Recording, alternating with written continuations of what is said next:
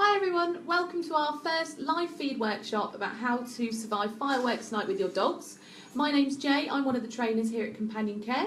My name's Kiran, I'm the Behaviour Centre Manager here at Companion Care, so I'm a full-time dog behaviourist and a trainer. So we just wanted to start off today giving you some general advice on how to survive fireworks night, how to set up your house. So firstly, where should you keep your dog during fireworks night? We would advise definitely keeping them inside. Even if you have an outside dog, make sure you bring them inside for the fireworks season. Keep the curtains closed, keep the windows closed, so keep the room as quiet as possible. If you have got somewhere close to the centre of the house that's naturally quiet, that is better.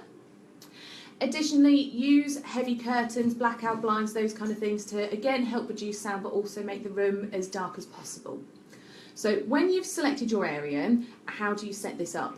If you use a crate, it's nice and simple. Cover your crate, top, 3 sides, make a place of safety for your dog. If you don't use a crate, set their dog bed up somewhere safe, so under the stairs, pull the sofa out slightly, pop it behind it. So this place of safety is essentially a den almost that you're creating for their dog, somewhere that they can feel safe and secure during the fireworks. When you've got the actual area set up, make sure you put lots of blankets for them to dig and burrow into. Any special chews that they've got, so any favourite toys, kongs, food treats, as this can help reduce tension for them. As well, if there's any clothes that you've got that smell of your scent, that is going to help them relax. What we would do is in the run up to fireworks night, take them over to this place of safety 2 or 3 times a day and get them used to the idea that this place is a good, safe, happy place to be. So once you've got that all set up, they've got their area in the room of the house that you want, what else can you do? So you can start with something like the TV or the radio, especially an increased volume, help drown out the sound of those fireworks. An important thing to remember with that though, is that if your dog isn't partial to the TV or music normally, it's not going to help them relax. Yeah, it's not going to help them relax when they're much more stressed out. Something else you can try, and I can't stress this enough, cotton wool, not buds. Don't be sticking cotton wool buds in your dog's ears. That's not going to do them any good. So just a little bit of cotton wool, pop it in their ears, again, just to help drown out the sound, because it's those sudden loud bangs that are really causing the fear for your dogs and causing them to become stressed and anxious. Now, Jay, the cotton wool is better off damp and not dry.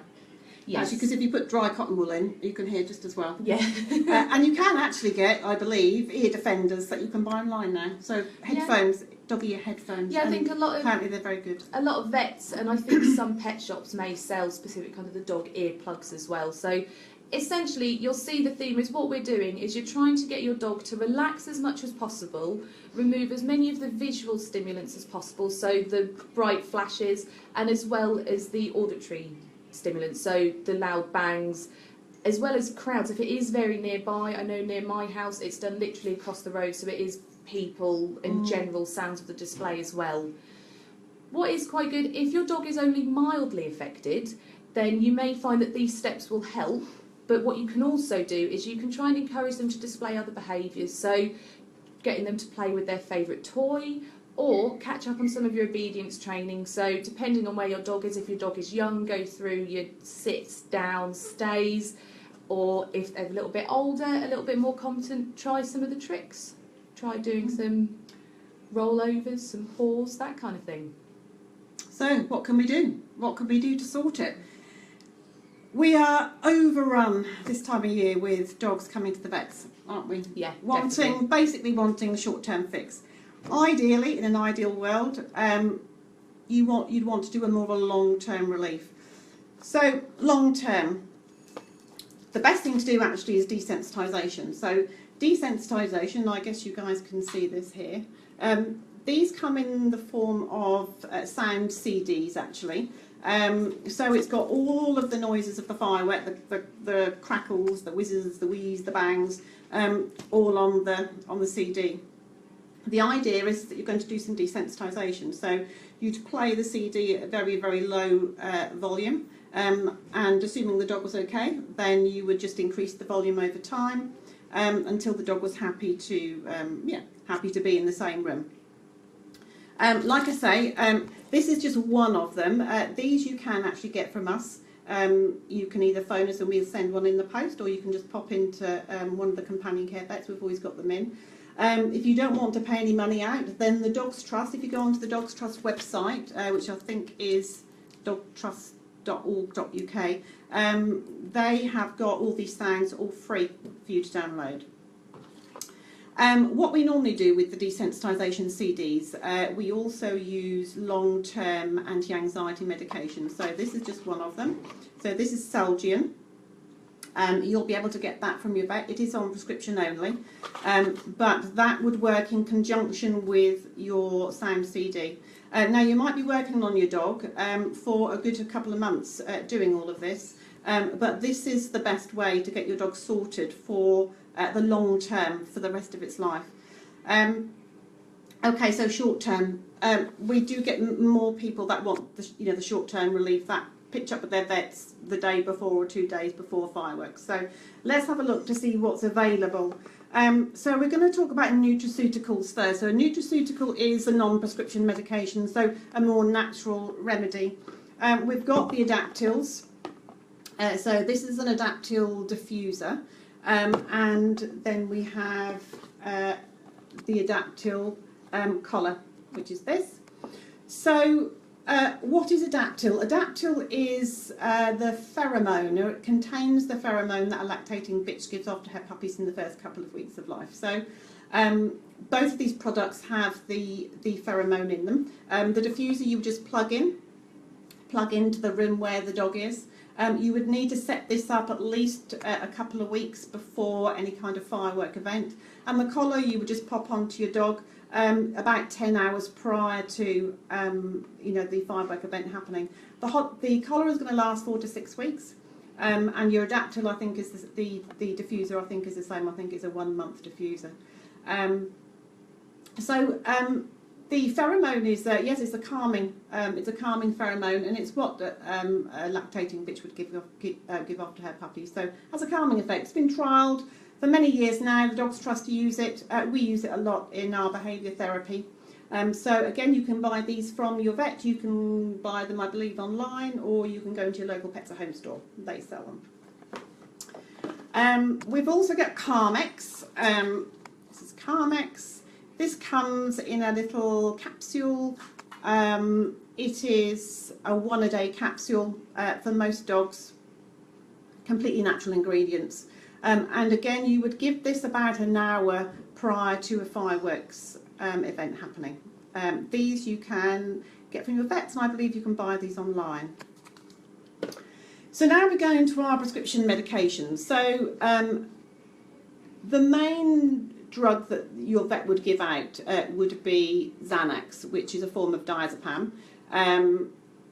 They like using that because it's very short acting, so after 4 to 6 hours it's gone from the body, and it has a memory blocking effect. So once your dog has had it, it can't remember what happened that day. It might still be frightened a little bit, but it doesn't. The next day it doesn't remember what's happened. So does that mean it can prevent the fear from escalating and getting worse? Yes, exactly. That's why we use it. And they're not sedated until they're fast asleep. You're supposed to be, should just be given an anti-anxiety dose. So it should just be, chilled, a little bit chilled. Xanax, you need to ask for that at your vets. And this is the most exciting thing. This is brand new this year. It's called Cilio. Now this is on prescription. You cannot get it anywhere other than your vet, so you will have to make an appointment for your vet to come and check your dog out, or you go to the vets. It is an oral paste gel that you apply to the upper lip and around the gum area. It's quite palatable. It's in a nice dosing tube, and you'll give a dose, and it has a lovely anti-anxiety effect which will last for 2 hours. If your firework display or whatever was going around your house was still going after 2 hours, then you could give another dose, and that would last for 2 hours. So you could give it in 2-hour increments. So it's nice and it's customisable. It's customisable because we don't know. You don't know how your dog is going to respond to a medication, and if you give a dog a tablet, you can't take that tablet out once you've given it. Yeah, once it's in, it's too late. If Exactly. Whereas this is given in small doses. It's brand new this year. I think we are the first vets, possibly in Norfolk, to be stocking it. So if you are registered at Companion Care Vets and you have a dog that has got a firework issue, then this is what you need to be getting. And this can be used in connection with your adaptil and can be also used in connection with Xanax and the Carmex. So they can actually all be used together. But actually this is very, very good on its own. So if they do get really stressed, you can yes. attack the problem from Had my old dog not been angles. deaf, I would be using this. Oh, But I don't have to worry anymore. And can I just add something really quickly about the prescription medications? Because while I am one of the trainers here, I do also work on reception at Companion Care as well. And just make sure that if you do want to try one of these prescription medications, that you do book in with one of the vets beforehand, or you have spoken to a vet about whether you can have this product. Just because if you just turn up on the day, I know all the Companion Cares, we do get extraordinarily busy. So just turning up on the day or the day before doesn't guarantee that we'll be able to get you these medications without an appointment. And like I said, ideally, you'd go for the long-term relief. So looking at a proper behaviour programme. Yeah. We do behaviour programmes for firework desensitisation. So if you want to do that, then book in with us. You can do that by phoning up Companion Care Vets and asking to see one of us for a behaviour consultation, and we'll gladly see you. The other thing that I didn't mention, Jay, was if you give your dog a high carbohydrate meal. Yes. So that is stodgy white potato, sweet potato, overcooked rice, pasta. If you give it a high carb meal, then it tends to sedate them a little bit anyway. Makes them nice and sluggish. And sleepy. Like if I ate loads of chips, Yes. I get nice and sleepy, ready for a nap. Okie dokie. Have we got any questions that have come up on Let's have a look here. online? Let me find our Facebook page. Because it'd be great if we can. I know we've got lots of people waiting to. Let me have a look. I know we were sent in a few beforehand, so when we put up this, these statuses that I'm sure some of you have seen about what we're going to be doing today, some people did start asking questions straight away. So let me have a look. I've got quite a good one from here from Amy. So she's basically said that she's trying to create a safe space for her dog, like we've already run through. Yeah. She doesn't use a crate, but what she does, she pulls the sofa out and pops the dog bed behind there. But her dog, he still insists on following her around the house. Okay. She's tried to shut him away, but obviously he gets quite stressed out being separated from her. So she wants to know what's it best for her to do. Should she just let him follow her, or should she enforce I think if he's getting, space? I think if he's getting stressed by being shut away, which he probably is Yeah. being, then it's pointless carrying on that. I would just allow the dog to follow her around, or maybe if she can just stay still in one place, Try as much if she can sit next to the little dog den that she's got prepared. I mean, most of these things are happening in the evening anyway, so yeah, if she can sit where his little area is. I know people that do keep the dog attached to a lead because the dog does like to have that sort of closeness there And the comfort. and the comfort, but it's that fine line between having the dog near you and coaxing it. Yes. So yeah, it's great to have your dog near you, but no coaxing, no calming. Now, I did have a question about that, because I know that we would advise one of the things to avoid doing is not to comfort or coach your dog, as they may find it rewarding. One of the questions I've had, and I know it's on here, it's from Charlotte, and she said that she's obviously worried about doing that when her dog is scared. Yeah. She wants to know a little bit more about why she should do this, and actually what if her dog comes over to her for attention like she normally would, so not necessarily out of fear, but she's just come over for some normal attention. Does she still ignore her? Or? Well, you know, the way that dogs learn is very simple actually. If they find something rewarding, they'll repeat the behaviour. Now, whether that is a simple sit and you've given it a treat, or whether it is the dog is limping and you've paid it a little bit more attention, because I do know dogs that will limp just to get their owner's attention. So. It's important not to coax, because you would be rewarding that fearfulness. But if the dog is coming to her and he's quite happy, and he's not being frightened, then fine, she can give attention. It's just really ignoring behaviours that you don't want and rewarding behaviours that you do want. Oh, okay. So if they normally sit and cuddle on the sofa, you don't have to completely ignore them. It's just ignoring the nervousness. Behaviours. Yes, that's it. Okay, let's have a look. I think I did just see that someone just commented with a question. Let's have a look. So I've got a question here. It says, I have a new puppy. They've never experienced fireworks before and they don't want to encourage any anxious behaviours or start a problem. So what do we advise to get the family to act as normal kind of thing? What I would do is these CDs, I'll just show you again like we have shown. They are also for the prevention of fireworks and noise phobia. So it's really important. All of the puppies that we see in our classes now, this is the most important year for them because it's how we deal with it, is how they're going to be for next year and the year after and the year after. I would suggest either getting a CD or getting onto the Dogs Trust website, downloading some of these noises and playing them to your puppy over and over and over again. Do it at quite a low level to start with, just so the puppy gets used to the different noises. And I would do as much of that now before we start hearing bangs and whooshes and stuff like that. And then really it's just what we've talked about, keeping the dog in, keeping it, turning them, the volume of the TV up. The thing not to do is stand outside in the garden, puppy in your arms, going, oh, look at the lovely fireworks going off, because you'll frighten the living daylights out of it. And don't take it to a firework display or anything like that, because you'll just send it cracking. Yeah, that was a question that we did receive, was about, I think they call it flooding in kind of human terms, don't they? Where so if you're scared of spiders, go and sit in a room with hundreds of spiders.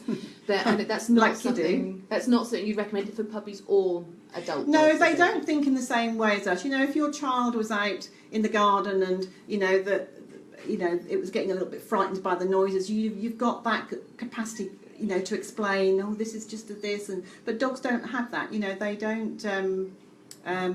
We can't talk to them like we can talk to our you can't our explain kids. The situation. No, you can't. So no, don't do that. Keep your puppy in, or go and stay with your mother or your father or your granny or somewhere else in the countryside. Where there's not going to be anything going on, and I know a lot of people that do that. Yeah, especially for the older dogs where the fear is really set in stone and it is quite a strong phobia. Yeah. Sometimes getting up and out of the situation can be more useful. I did have a question here that I thought was quite an interesting one from Colin, because it's something that I've heard as well, actually, that we spoke about putting on the TV or the radio to help comfort them, drown out the sound of fireworks. Yeah. Okay. And that is that calming. Yeah, I wouldn't do the whole films that have got gunfire. No. Or anything like that. Well, I can hear the logic behind it. So you've got loud, sudden noises, that kind of thing. Yeah, but it's not. I did, because it might well be that you got something, I don't know, some Western film on or something, but your dog's going to be frightened of that as well. Oh, okay.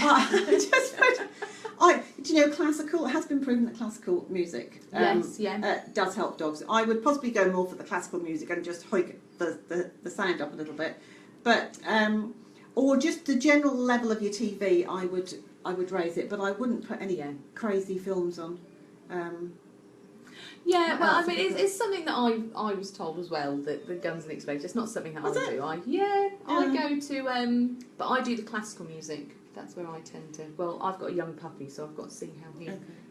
We've both got young puppies this year, so I'm in the same boat as you. Yes, we're both in the same boat. I have got a really good one actually, and I've again heard about these. This is from Graham. He said that a friend of mine recommended trying a thunder shirt, but he's not really sure what this is. So is it something that we'd advise using, and if so, does it actually work? Okay. How does it work? Thunder shirts.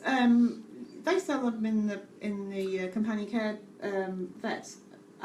Pets at Home. Pets at Home. Yeah. Sorry, Pets at Home. I think you can order them at companion care as well. Yeah. Basically, it's like a very tight vest or tight dog coat. It's more of a wrap type thing rather than something that you can go and walk your dog in. So it works on same principle as swaddling a baby, where they're wrapped nice and tight so they feel secure and comforted. So really good actually for not just noise phobias, but any dogs that are going through periods of stress or anxiety.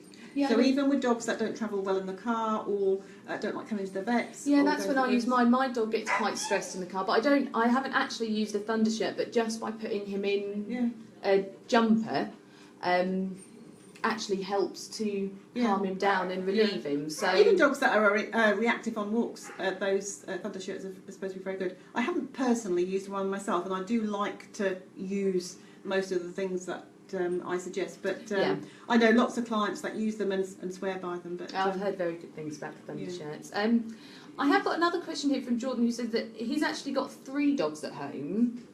2 of them are absolutely fine with fireworks; they're really not bothered. But the 3rd one is terrified. So what he wants to know, is he better to keep them together or apart? Or I would, as much as anything, I would keep them together. Until you get to the point where the other one can't cope, and then if he's then got to move it to a crate or a little den that he's made, then he can move it. If the other dogs want to go and sit in there with him, then that's absolutely fine. So if they don't want to go in, but no, don't necessarily separate them for. But don't force them just for the sake of doing it. So I think part of what he was worried about, because I know that dogs obviously do pick up behaviours off other dogs. So I think he was. Well, it could go either way, either hoping that his scared dog would pick up off the other 2, that there's not really anything to worry about, but also, more concerningly, that the dogs that are currently okay with fireworks are going to see how the other one is reacting and potentially pick up on that. And could that potentially lead to the other 2 developing a phobia or at least a slight fear of fireworks? No, it doesn't. I know it is a little bit monkey sees, monkey does, but I haven't come across it. No. I haven't come across a dog that's learnt a noise phobia just through watching another dog being phobic. And I guess that's where we say that's why not to coax them, because if the other one is fearful and is getting lots of attention, that's where the other one's, even if it is unlikely, maybe slightly more likely to start showing the same behaviours to try and get the same attention. Cool. Let's have a look. I mean, we've got a couple of other questions. I think a couple of them we've covered. So Sammy did want to know, because she lives in an area where there are lots of fireworks going on. Oh no, we haven't actually. This is a really good one from Sammy. So her dog does get really scared and he tends to wee in the house quite a lot while they're going on. Yeah. She's tried to get him to go outside, but he refuses to. And she's actually tried carrying him outside, but once he's out there, he won't move. He's just too scared. She has put, which is nice and honest of her, that she can't help but get frustrated with him. So she wants to know really what. Oh boy. I know, but what should she do? So she's getting frustrated that he's weeing in the house. Okay. So what's the other option? Dear. All right. So I would try and get him to toilet when there's no fireworks around. So that even if that is earlier on in the afternoon, either in the garden or out on a walk where there's unlikely to be firework noises. And then I think for the evening, when the evening settles in and the fireworks are there, I would just provide him. I would just put pads or paper down. Yeah, it's like the puppy pads in the kitchen or something. But there's no point in taking the puppy out. The dog out. Most dogs won't go out anyway, and even if you do get them out, they're not going to toilet outside. So no. I would just put something down at least, and no shouting. Yeah, I know. We always say that if your dog does toilet in the house, especially if it is out of fear, don't yell at them. Try not, even though we understand it is frustrating if your dog toilets on the house, especially if it's on your carpet. Don't get angry at them. Don't shout, because especially if it's urinating through fear, you shouting and you getting cross is going to make it worse, and they're more likely just to do it again. The best thing to do is just to ignore it. Like Kiran said, provide them somewhere else and get that smell out of the carpet as much as you possibly can. Now, a dog can smell one drop of urine in a bucket of water. I did not, no. Yes. So, however well you think you've scrubbed, you haven't. You haven't scrubbed well enough. No. If you don't want to spend a lot of money, you can use a 1 in 10 solution. So that's 1 part product and 10 parts water of biological washing powder. biological because it's got an enzyme in it. It's got the enzyme in it that will break down the urine. So it'll prevent it. Yeah, it will break down the urine, so your dog won't go back to it. Or you can buy simple solution. You can buy that in the pet shop here. Yeah, they got about 4 or 5 different products. Yeah. All got the enzyme in. So as long as you're using an enzyme solution and not using bleach or any other products that have got bleach in, because you know bleach is ammonia, and it's like spreading pee down for the dogs. So you're just making the situation worse again. So good tip for everybody out there that's got toilet training problems.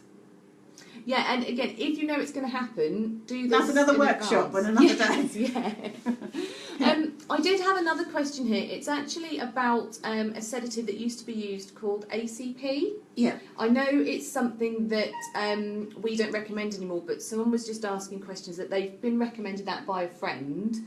Okay. And ACP used to be the old-fashioned sedation for a lot of things. They even still use it, I think, now for in the vets prior to anaesthetics and things like that.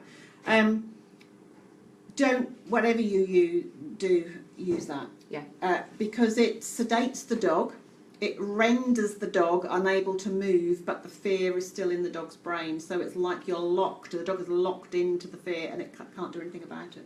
It does sound absolutely horrible. So Yeah. it is essentially you're absolutely terrified. It's like those nightmares that you have where you're terrified about something and you can't run away. And you can't run, no. And that's that is essentially what it does to your dog. So I don't think a lot of veterinary practices would they dispense it for firework phobias, or is it more they use it for the medical purposes?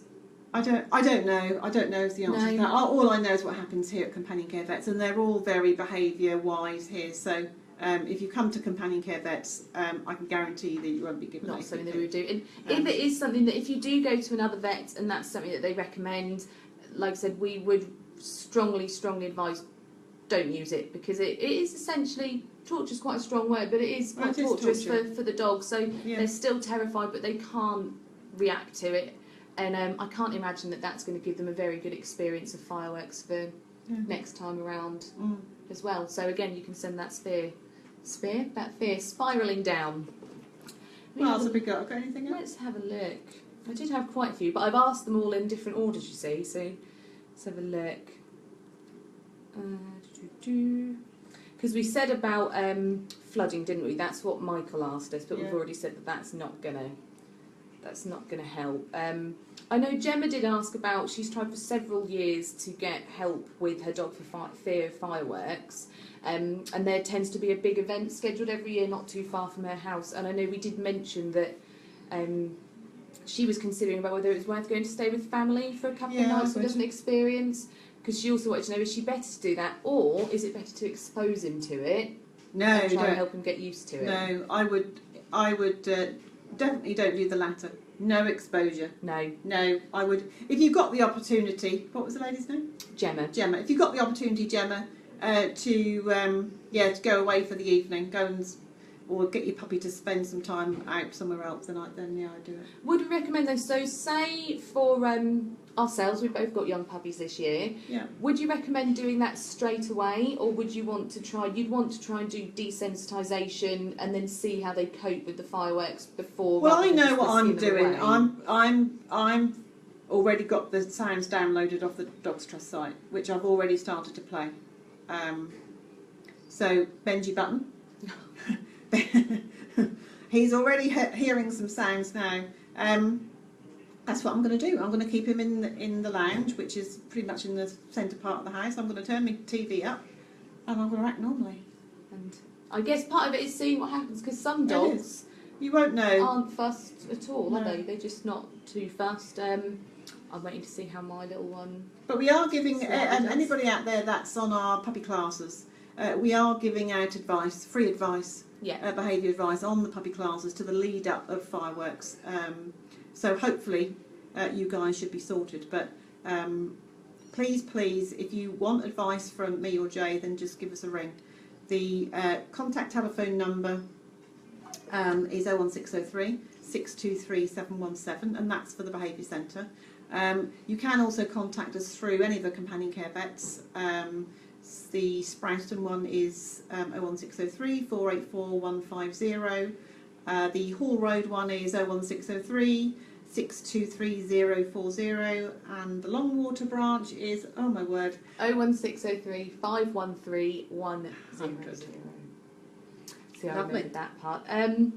I think. Okay, we're done, are we? Yeah, I think that covers everything. So what we'd say is all of the steps that we've taken you through today. So make sure you choose your room carefully, set up the area, try and take some extra steps. If you need it, look into things like the adapt or prescription medications. We'd definitely recommend doing some of the desensitisation either with one of the DVDs or with the free sounds you can download.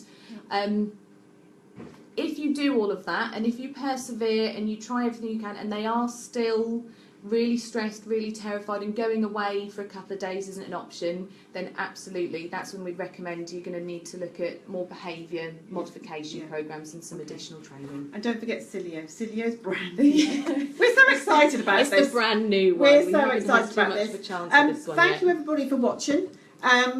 We're going to be doing more live feeds as the weeks and the months go on. Yeah, we're going to be absolutely. doing some stuff in our training classes, so hopefully doing some workshops on pulling Yes. and recall, which tend to be the ones that most people want. Exactly. If there is anything that you really want us to do, then absolutely leave a comment, inbox us. If you're in one of our classes, let us know there. If we get enough demand, enough people want us to go through something, then we will absolutely do that for you. Fabulous. All right. Well, thank See you ever you. so much for watching, and Lovely. we'll See you later. Bye. Bye.